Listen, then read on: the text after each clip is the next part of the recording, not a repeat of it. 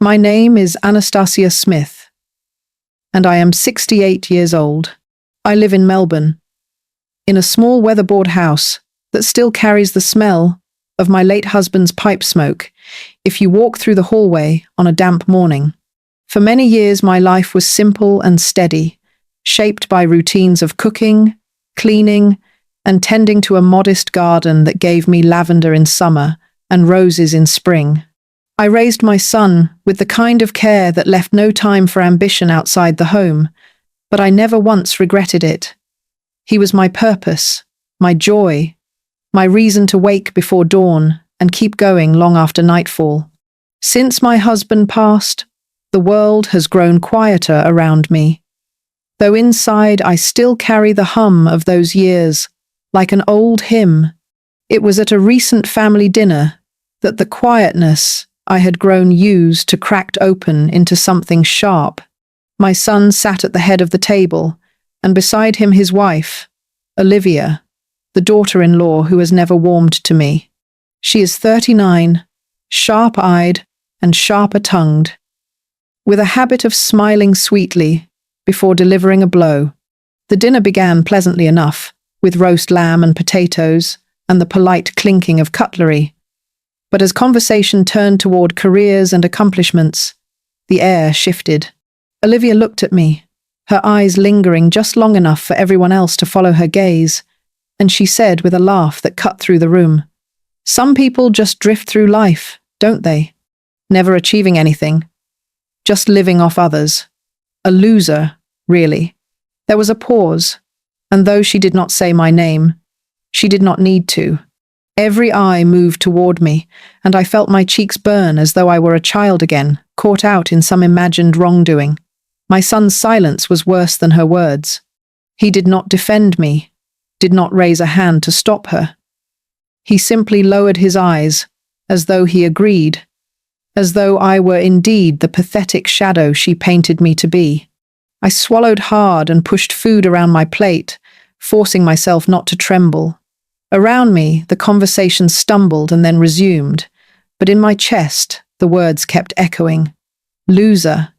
It clanged against the decades I had poured into raising a family, the countless meals, the nights spent worrying over bills, the sacrifices unseen. A loser. That night, I smiled politely and left quietly. But the word had lodged itself deep, a thorn I could not pull out. I walked home beneath the yellow street lamps, the cool air biting at my skin, and for the first time in many years, I wondered if perhaps I had been wrong all along, if the life I thought was enough had been nothing more than wasted time. The cut lingered long after the plates were cleared and the tablecloth folded away, as if Olivia's words had not only bruised my pride, but carved themselves into the marrow of my bones. I returned home that night in silence, the tram rattling through the darkened streets, and every flicker of neon through the window seemed to flash that single word at me, loser, as though the city itself had taken up her chant. I tried to distract myself by washing the few dishes in my sink, by folding the laundry that had sat waiting, by brushing my hair in front of the mirror, as if such small rituals might steady me. Yet in every reflection I saw not myself, but the look on my son's face, as he chose silence over defense. His lips pressed together, his eyes cast down, his body shrinking into the chair, as though my humiliation were an inconvenience he wished would pass quickly. That silence was heavier than the insult itself, heavier than any word Olivia could fling at me, for it confirmed something I had always feared in secret, that perhaps my sacrifices had never been seen, never been valued, never been remembered. I thought of the nights I stayed up sewing patches into his school trousers, so he would not feel poor among his classmates. The afternoons I walked miles in the heat to save the cost of bus fare, the times I went without so he could have. Each memory rose like smoke from a fire, and instead of pride, I felt only a hollow ache. The house was too quiet without my husband's laugh. without the chatter of a young boy who once clung to my hand. And in that silence, Olivia's voice kept echoing, wrapping itself around me until I could scarcely breathe. I lay in bed, staring at the ceiling, the words still burning in my ears, and I knew that it was not only Olivia's cruelty I would have to live with, but my son's cowardice, his unwillingness to shield me from shame. It was a wound that would not close easily, the kind that seeps slowly into every corner of the heart. The world outside went on with its usual rhythm, trams squealing, neighbors shutting doors, dogs barking in distant yards, but within me there was only that echo, a rhythm out of step with life, a rhythm of humiliation that had settled deep into my chest and promised to stay. I lay awake the following nights, turning over memories like worn stones in my hand, each one carrying the weight of years I had poured into a life that was now being measured and dismissed in a single cruel word. I thought of my husband, Peter, and the years I spent standing by him while he built his small plumbing business from nothing, keeping the books late into the night, answering phone calls while stirring a pot of stew, delivering invoices with a baby balanced on my hip. I remembered how I patched up uniforms and baked for school fundraisers, how I ironed shirts crisp enough that my son walked into classrooms looking cared for, even when we barely had enough to pay the rent. I spent summers kneeling in the soil of our back garden so that we could have fresh vegetables on the table, and winters knitting jumpers so we would not shiver when the bills piled too high. There were afternoons when I took in sewing from neighbors, hemming skirts and patching holes for a few extra dollars, and evenings when I volunteered at the parish kitchen, handing plates to men whose hollow eyes mirrored a hunger I understood too well. I was there for every fever, every scraped knee, every anxious night before exams, sitting beside my son and whispering prayers I barely believed in myself, just to steady his heart. I never asked for recognition, never expected medals or applause, for I believed that love was enough, that sacrifice carried its own quiet reward. Yet now, after decades of giving every breath, every hour, every ounce of myself, I am branded a loser by the very woman who benefits from what I built. And my son, the child I once shielded from the world's cruelty, lets the insult hang in the air as though it were true. I ask myself how all those years of sweat and devotion could be twisted into nothing, how the long nights of work, the patience, the perseverance, the dignity of doing what needed to be done could be reduced to an accusation of worthlessness. Was it all invisible, all forgotten, or simply never valued by those who should have known best? The question gnaws at me as I move through the days, folding laundry with hands that once carried the weight of a family. And I wonder if perhaps love itself is too easily mistaken for weakness. If sacrifice becomes meaningless once it is out of sight. The nights grew long and heavy, and in the silence of my small flat, I began to reach for an old notebook tucked away in the bottom drawer of my dresser, a relic I had once used to jot down shopping lists and household reminders, now transformed into something far more intimate. At first, my words stumbled awkwardly across the page, fragments of pain and confusion written in the uneven scrawl of a woman who had forgotten what it was to tell her own story. But as the hours passed, I found that the act of writing carried me into places I had long ignored. I wrote about the moment at the dinner table, about the way Olivia's eyes sparkled with satisfaction as she delivered her blow, about the silence of my son that cut more deeply than any insult, and as I wrote, the shame seemed to loosen, as if ink itself had the power to draw poison out of a wound.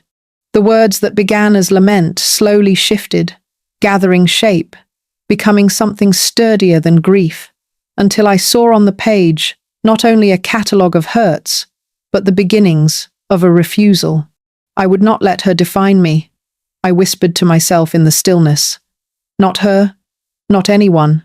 The label she tried to stamp on me was nothing compared to the years I had carried this family on my back. Nothing compared to the love that had steadied a household through lean years and sudden storms. The whisper of resolve grew stronger each night as I returned to the notebook, the pages filling with memories, observations, and questions that pointed toward a truth I had nearly forgotten, that my worth had never been measured in salaries or titles, but in the quiet strength of keeping life stitched together when it threatened to unravel.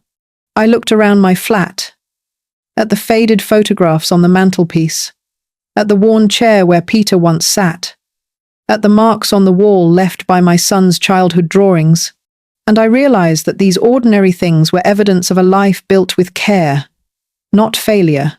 Each entry I wrote was a kind of reclaiming, a way of speaking back to the voice that had tried to erase me, and with each word I felt a little less invisible, a little less defeated. By the end of that week, I closed the notebook with hands no longer trembling, and told myself that though I may have been quiet at the dinner table, I would not remain silent forever. It was a Tuesday afternoon when Margaret knocked on my door, her presence as firm and unshakable as the sound of her knuckles against the wood. And though I had not told her of the dinner or of Olivia's cruel words, she seemed to sense something heavy hanging about me. Margaret is 72, a widow like myself, with a voice that carries through walls and a laugh that rattles teacups, the sort of woman who has never bowed to anyone's opinion and never once let age silence her. She took one look at me, slumped in my chair, with the notebook still open on the table, and said, "You've been letting someone else's tongue wound you, haven't you?" And though I tried to deflect, she pressed on, seating herself without invitation, and pouring her own cup of tea, as if my kitchen were hers. Her words came fast and fiery, reminding me of the marches she had joined in her youth, the battles women like us had fought just to be allowed choices, whether it was staying home or stepping out to work. And she told me in no uncertain terms that what we did mattered, that raising children and keeping families afloat was no less a calling than any career that could be listed on a resume. She leaned across the table, her eyes sharp as flint, and said, "We paved the road those young women walk on now, and if they forget it, it's not because the road was never laid, it's because they're too blind to see it." Her words struck something deep within me, like the sound of a bell reverberating through a silent church, shaking loose the notion that perhaps I had indeed wasted my life. She spoke of her own children who had dismissed her sacrifices, of friends who had died without thanks, and yet she wore her years like armor, unashamed and unbent.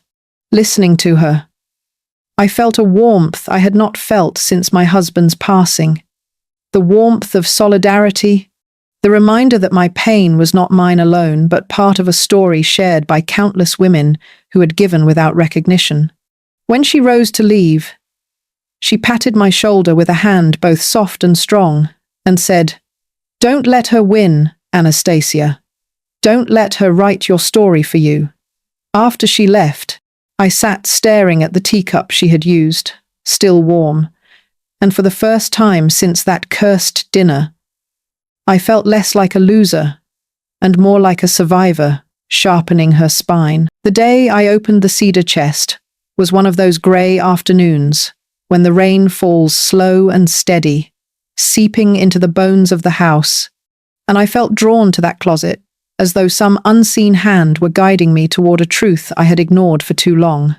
The chest had been there since Peter's death, tucked behind winter coats and old blankets, its brass latch dulled with age, carrying the faint smell of cedar and dust, and something that still felt like him. I had avoided it all these years, too afraid of the weight of memories it contained. Yet on that afternoon, I pulled it into the light and lifted the lid, my heart thudding as though I were opening not wood and metal, but a doorway into the past. Inside were his files, neatly stacked folders that spoke of a man who had built something from nothing with grit and sweat, receipts faded to yellow, invoices in his careful handwriting, tax returns that reminded me of nights we had argued over figures while our son slept in the next room. Each page a reminder of the life we had built side by side.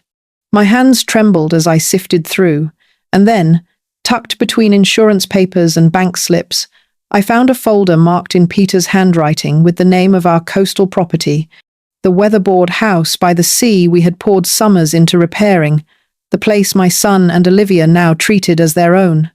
I opened it, expecting old bills or photographs, but instead I found documents that made my breath catch.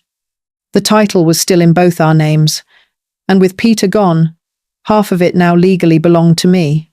They had assumed it was his alone, had spoken of it as if it were their inheritance. Yet here in my hands was proof that I was still the rightful owner of half that land, the sand and surf and salty air. Not just a memory, but something tied to me by law, as well as by heart. For a long moment I sat frozen, staring at the papers, the rain pattering outside like a drumbeat calling me awake, and I felt something stir within me that had been dormant since the night Olivia called me a loser. I was not powerless, not erased, not a shadow living on scraps. I held proof that my life, my sacrifices, my place in this family still carried weight. I took the train to Sydney on a cool morning, the kind where mist clings to the windows and the rhythm of the tracks seems to echo the thudding of your own heart, and I carried Peter's folder pressed against my chest as if it were both shield and weapon. The solicitor's office was tucked inside a sandstone building that smelled faintly of polish and paper, and I almost turned back at the door, ashamed of my trembling hands and the thought that perhaps I had misunderstood the documents, that perhaps I was clinging to a false hope. But I forced myself forward, announcing my name softly to the receptionist, and soon I was seated across from a man with silver hair and kind but shrewd eyes, his desk neatly stacked with files that seemed to whisper of secrets and power. I slid the folder toward him and sat still as he examined each page with the precision of a surgeon, his pen tapping occasionally against the wood. The silence stretched until I thought I might suffocate, and then he looked up, his expression calm, but his words carrying a weight that sent a tremor through me. "Mrs. Smith," he said, "you are indeed the co-owner of this property, and since your husband's passing, you now hold legal rights to 50%. That cannot be taken from you without your consent." The air in the room shifted, as if I had been handed back something I did not know I had lost, and for the first time in years, I felt the ground solid beneath my feet. He leaned forward slightly, lowering his voice, and added, "You hold more power than you realize, and if your son and his wife have been acting without your knowledge, they are standing on shaky ground." His words settled over me like a cloak, heavy with responsibility, but also with possibility.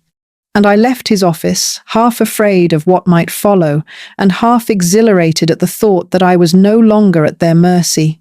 As I stepped back onto the busy street, the noise of buses and footsteps seemed sharper, brighter, alive with an energy I had not felt in years, and I clutched the folder to my chest again, not as a relic of the past, but as a key to the future. The next dinner felt colder than the first, though the air was thick with the smell of roasted chicken and red wine, and I sat at the end of the table with my folded hands resting in my lap, as though I were a guest in a stranger's home rather than the mother who had built the very bones of this family.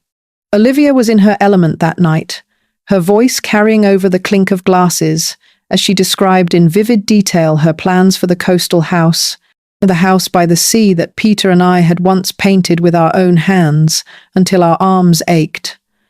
The house that held summers of laughter and the faint smell of salt that seeped into its timber. She spoke of knocking down walls, of modernizing the kitchen, of installing skylights to capture the ocean light.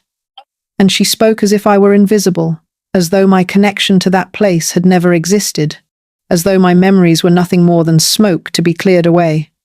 My son sat beside her, nodding, his smile faint, but complicit, and I felt the sting of betrayal again, though this time it did not cut so deeply, because in the silence of my handbag lay the folder of documents that proved I was no ghost.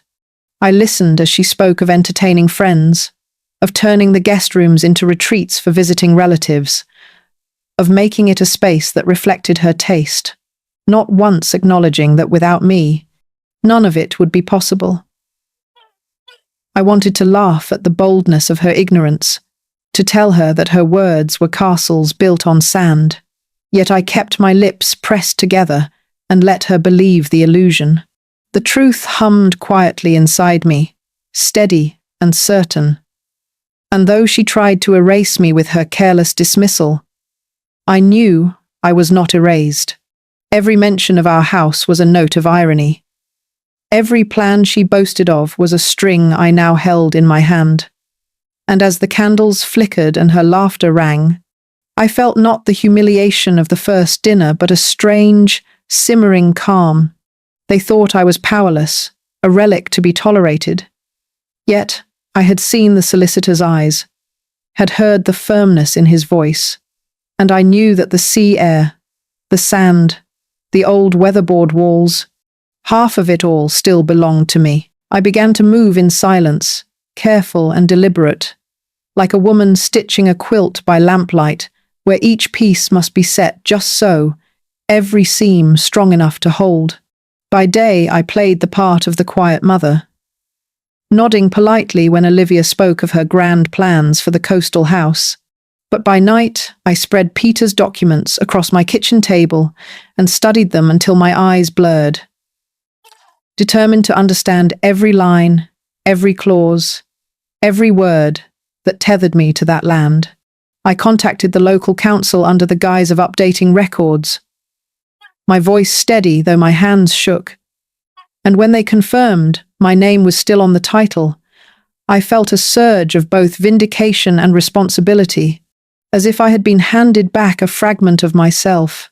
I went further, reviewing zoning laws, tracing the boundaries of the property on faded maps, making notes in my notebook with the same careful hand that had once recorded household expenses down to the last cent. The solicitor's words echoed in me. "You hold more power than you realize." And I began to see how true they were. For every inquiry I made, every paper I gathered, wove another thread into a net that would catch me if Olivia tried to push me further into the shadows. I did not tell Margaret all the details, but over cups of tea she saw the shift in me. The way my spine straightened and my eyes no longer darted with shame. I was preparing not merely to defend my dignity, but to rewrite the story that had been taken from me, to show my son that silence has its limits, and that a mother's worth is not a relic to be dismissed. I knew there would be a reckoning, a moment when Olivia's sneer would falter, when her plans would collide with the truth I had so carefully fortified. And though fear still lived in my chest, it now shared space with something fiercer, a resolve that burned steady, like a candle that refuses to be snuffed out by wind.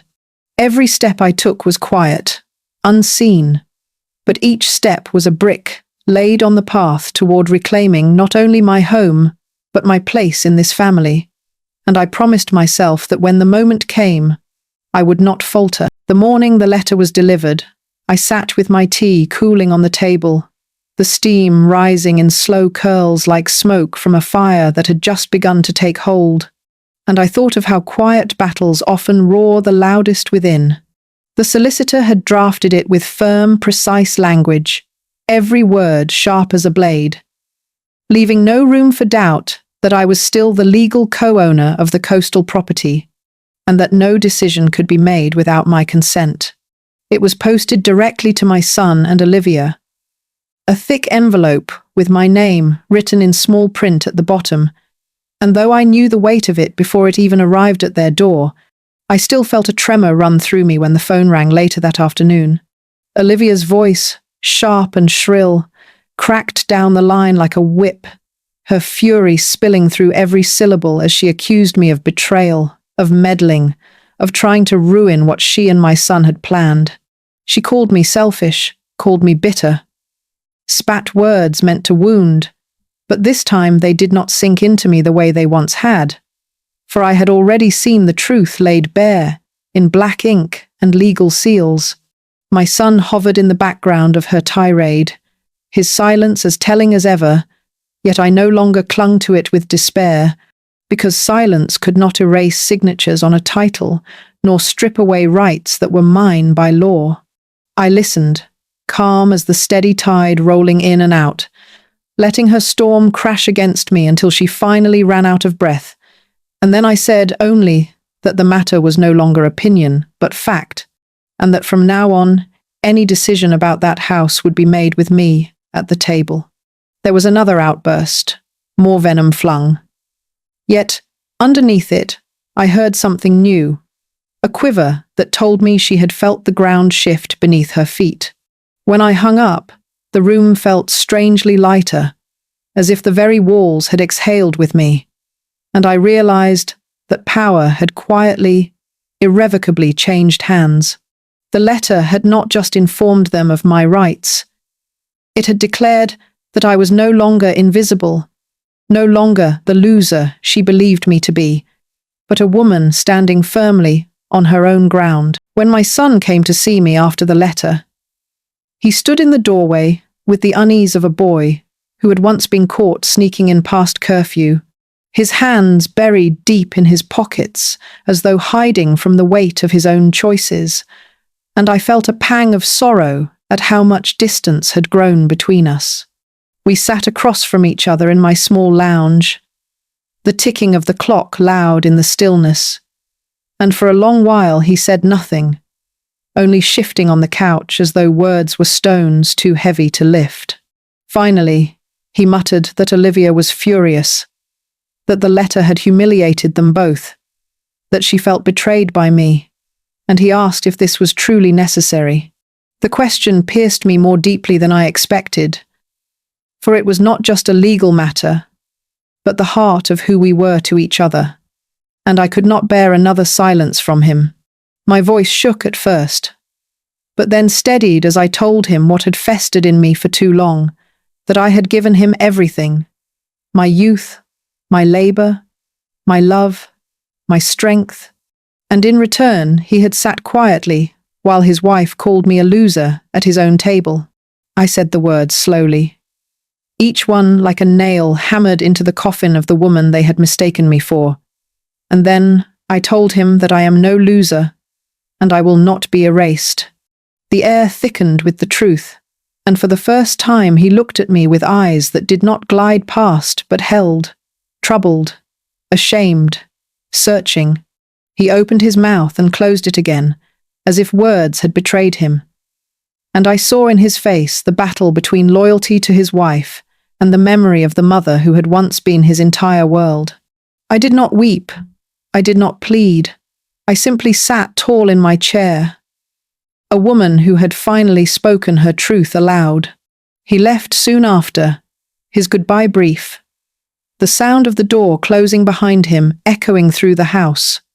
But within me, there was no hollow emptiness as before, only a deep, steady fire that told me something had shifted, that my silence had ended, and that the reckoning had truly begun. Olivia arrived with fire in her eyes and venom already on her tongue, as though she had rehearsed every word she planned to spit at me, and the occasion she chose was a family gathering where cousins and uncles filled the room, the clatter of cutlery and the rise of voices, a perfect stage for her cruelty. She cornered me near the table, her smile bright enough to dazzle the unaware, but her words sharp enough to draw blood, saying once again that I had no place, that I had lived my life clinging to others, that without her and my son, I would have nothing. The laughter of children in the next room was muffled, but her voice cut through it all, designed to humiliate me before an audience, to make me shrink as I had so many times before. But I did not shrink. I straightened my back, letting the years of sacrifice, the long nights of work, the steady patience of survival, rise within me like a tide, and I spoke with a clarity that silenced the clinking of forks and the murmurs of conversation.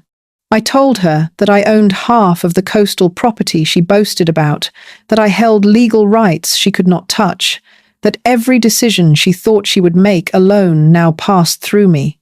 My words hung in the air like a sudden storm, shocking in their strength, and the faces around us turned, wide-eyed, as they realized the balance had shifted. Olivia's painted smile faltered, her cheeks flushing red, her hand tightening around the stem of her wine glass until it trembled, and for the first time, it was she who stood exposed. I did not shout. I did not need to, for truth spoken firmly carries further than any insult. And as I looked around the table, I saw understanding dawn in the eyes of my family. I was not the loser she had painted.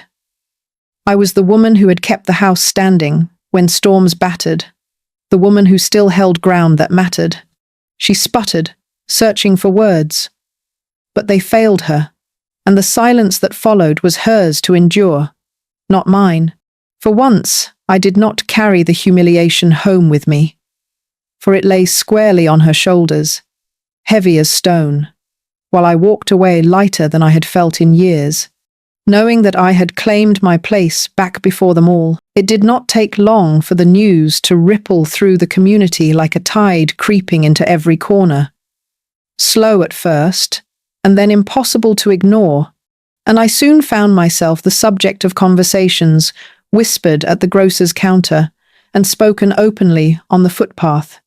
People who had once passed me with polite nods now stopped to clasp my hands, their eyes alight with a kind of respect I had not felt in decades, and they told me that it was good to see a woman stand her ground, that it was good to know not all power belonged to the loudest voices. Margaret was the first to march through my front gate with a grin wide enough to split her face, declaring loudly that I had shown the young ones what true backbone looked like, and her words seemed to echo what others were thinking. Neighbors, who had dismissed me as nothing more than the quiet widow at the end of the street, now leaned over fences to tell me they admired my resolve, that they never realized I held such strength. Even the women at church, some of whom had been quick to pity me, now nodded with new recognition, no longer seeing me as a woman faded into the background, but as someone who had dared to claim her place. I felt the weight of years lift from my shoulders as I walked through the market one morning and heard someone whisper, "That's Anastasia, the one who owns the coastal house." And instead of shrinking, I straightened, letting the words settle around me, not as insult, but as armor. For so long I had been invisible, defined only by what I had lost: my husband, my youth, the home I once shared. But now I was something else, a figure of standing, a reminder that even women written off as relics carry histories that command respect. The shift was subtle yet profound, like the first light breaking over a dark horizon, and I found myself breathing more deeply, walking with surer steps, no longer carrying only shame, but a growing sense of worth. The house by the sea was still half mine, and the community knew it, and in their eyes I was no longer just Anastasia the widow, but Anastasia the woman who had not allowed herself to be erased. When I stood again on the veranda of the coastal house, the sea wind tugging at my hair, and the timber beneath my feet creaking with the weight of years, I knew with certainty that this place was never meant to be sold or passed quietly into someone else's possession. It was meant to live, to breathe, to become something greater than a battleground between in-laws. The salt air wrapped around me like an old shawl, carrying with it memories of summers spent here with Peter, hammering nails, painting boards, laughing when storms rolled in, and we had to huddle close by the fireplace, and I felt him with me, as I decided that this house would no longer be just a memory, but a gift. I began speaking with council members, with women I knew from church, with neighbors who had stories like mine, widows who had been forgotten, grandmothers who had given everything to their families only to be left with silence, carers who had spent their best years tending to others and had nowhere to rest themselves. Piece by piece, the vision grew clearer in my mind. A retreat by the sea, where women could come to heal, to breathe, to remember that their lives still held meaning beyond the shadows cast by loss or dismissal. I hired tradesmen to repair the roof and patch the walls, and with Margaret by my side, we painted the rooms bright and welcoming, choosing colours that spoke of hope rather than endings. Each nail driven, each board replaced. Felt like stitching my own life back together, stronger and steadier than before. When the first group of women came to stay, their faces weary but softening as they breathed in the ocean air, I felt a swell of pride greater than anything Olivia's mocking words could ever tarnish. Here was proof that resilience could be built into bricks and timber, that strength could echo in laughter carried on sea winds, that lives deemed small could create sanctuaries for others. I named it quietly in my heart, not as a property or asset, but as a living testament, a place where stories like mine would not be silenced but honored. As the sun set that evening, turning the waves into sheets of fire, I sat on the veranda with Margaret and listened to the sound of women's voices rising inside the house. Voices full of life, and I knew the house had been reclaimed. I sit now with the sea air drifting through the open windows of the retreat, the sound of women's voices mingling with the crash of waves, and I think back to the night that word was first flung at me, the word loser, and how it pierced me so sharply. I thought it might break me in two. For a long time it echoed in every quiet room, in every sleepless night, as if it were written on my skin for the world to see. But now, when I recall it, I feel no sting, only a deep and steady calm. The word has changed shape in my hands, no longer an insult but a kind of proof, a scar that testifies not to defeat but to survival, to the long years of sacrifice, to the meals cooked on thin budgets, to the nights spent steadying a sick child, to the love that built a foundation strong enough to withstand cruelty. Olivia still cannot meet my eyes without the flicker of regret, and though she carries her shame poorly, trying to cover it with forced smiles and stilted words, I no longer hunger for her apology, for validation is a hollow thing when you have already learned to validate yourself. My son, too, walks softer around me, more careful, though I know he wrestles with the weight of his own silence.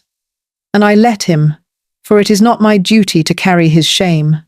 I have built something larger than their judgments, something rooted in the soil of resilience, and watered with the laughter of women who find rest within these walls.